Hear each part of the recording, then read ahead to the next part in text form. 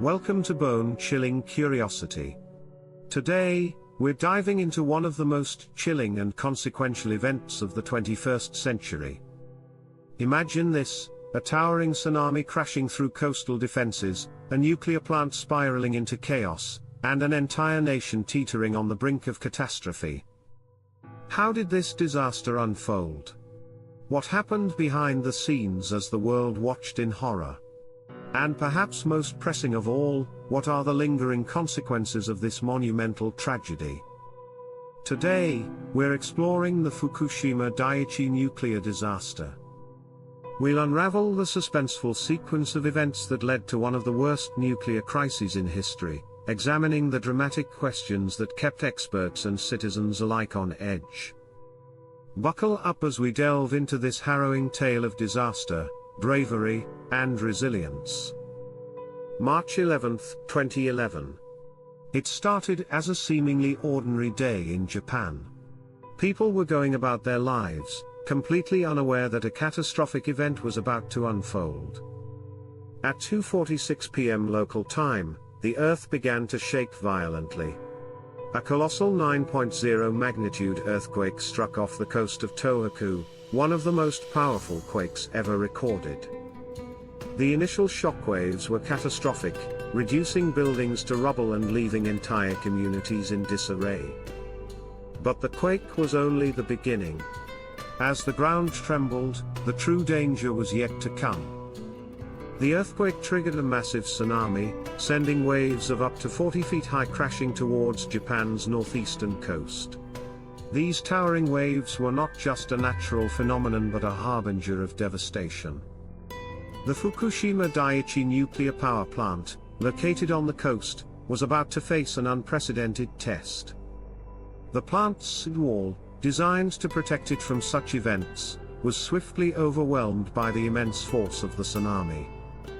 The waves breached the plant's defenses, flooding its lower levels and, crucially, incapacitating the backup generators that powered the crucial cooling systems of the reactors.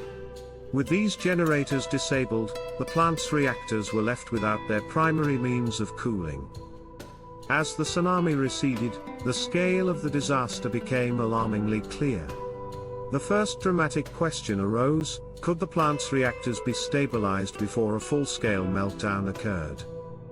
Without the backup generators, the reactors began to overheat.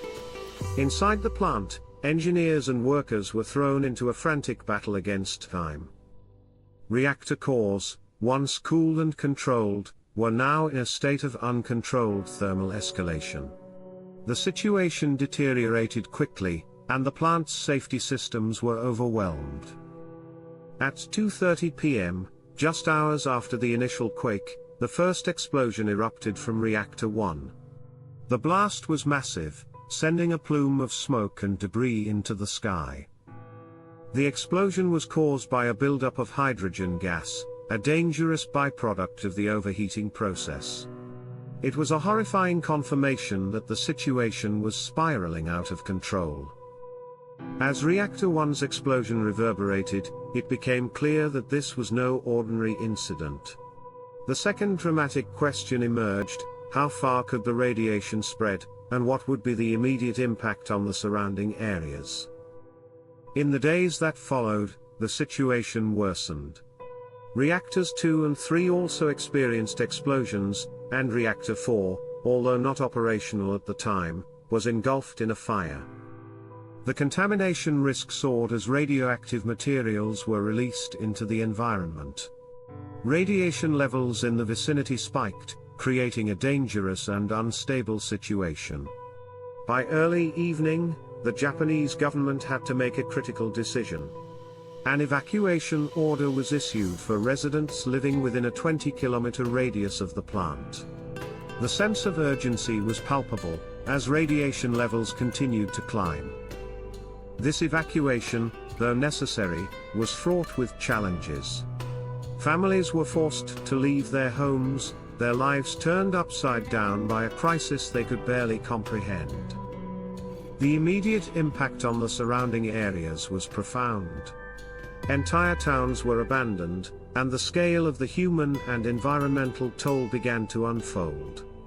The third dramatic question was now pressing: how would this disaster affect not just Japan but the wider world? As the crisis at Fukushima Daiichi developed, the international community was closely monitoring the situation. Governments and organizations worldwide were on high alert, watching to see how the situation would unfold. The fear was palpable: would the disaster escalate to a level that could affect global safety? Experts and nuclear safety regulators from around the globe were engaged in a desperate scramble to assess the situation and offer assistance. The potential for a complete meltdown posed a dire threat, and the implications for global nuclear policy and safety were immense. Amidst this backdrop of global anxiety, the focus remained on stabilizing the reactors and managing the escalating situation. The challenge was immense, and the stakes could not have been higher. Amidst the chaos, a group of brave individuals emerged as symbols of hope. Known as the Fukushima 50, these workers faced extreme danger to stabilize the reactors. Their bravery was extraordinary, operating under conditions of high radiation and significant risk. These workers performed a heroic and desperate task. They fought to prevent further explosions, deployed makeshift cooling systems, and managed the crisis with a level of bravery that defied the odds. Their efforts were crucial in bringing some measure of control to the plant, though the situation remained precarious. The heroism of these individuals raised a critical question: would their efforts be enough to prevent an even greater disaster, or was the worst yet to come? By mid-March, the immediate crisis began to stabilize. The focus shifted to the long-term efforts required to bring the plant under control. The battle to cool the reactors continued, involving the injection of massive quantities of water and the implementation of temporary cooling systems.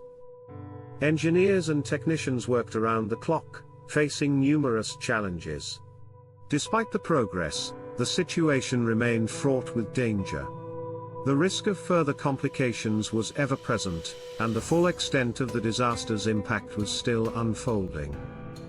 The fourth dramatic question arose: what would be the long-term environmental and human consequences of this unprecedented disaster?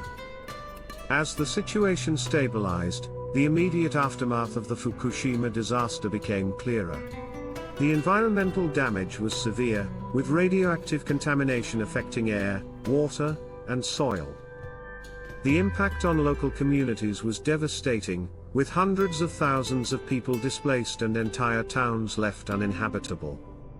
The Japanese government faced a monumental task in addressing the fallout from the disaster. Efforts to contain the contamination, decommission the damaged reactors, and support the affected communities were of paramount importance. The recovery process was immense and complex, involving a range of activities from decontamination to infrastructure rebuilding. The long-term implications of the disaster continued to unfold.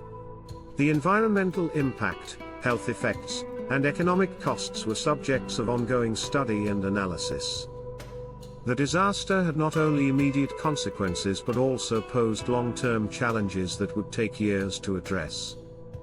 The Fukushima disaster had far-reaching global implications. It prompted a worldwide reassessment of nuclear safety and energy policy. Countries around the world revisited their nuclear energy strategies, with many reassessing their reliance on nuclear power and strengthening safety regulations. The disaster also sparked intense debates about the future of energy. The balance between the need for safe, sustainable energy sources and the risks associated with nuclear power was a topic of global concern. The lessons learned from Fukushima would influence energy policy and disaster management for years to come. In the years following the disaster, Japan embarked on an extensive recovery and reconstruction effort. The decommissioning of the Fukushima Daiichi plant is expected to take decades, involving a complex and ongoing process of managing radioactive waste and restoring affected areas. Efforts have included the removal of radioactive debris, the decontamination of affected regions, and support for displaced communities. The recovery process is ongoing, and the long-term impact of the disaster continues to be studied and understood. The legacy of the Fukushima disaster is multifaceted. It serves as a stark reminder of nature's power and the limits of human engineering. It is also a testament to the bravery and resilience of those who faced the disaster with unwavering determination. Fukushima has left an indelible mark on global nuclear policy and disaster management. It has reshaped the world's understanding of risk and safety, highlighting the need for robust preparedness and response strategies. The lessons learned from this tragedy will continue to influence how we approach nuclear energy and disaster management in the future. As we conclude our exploration of the Fukushima Daiichi nuclear disaster, it's clear that this event was a turning point in modern history.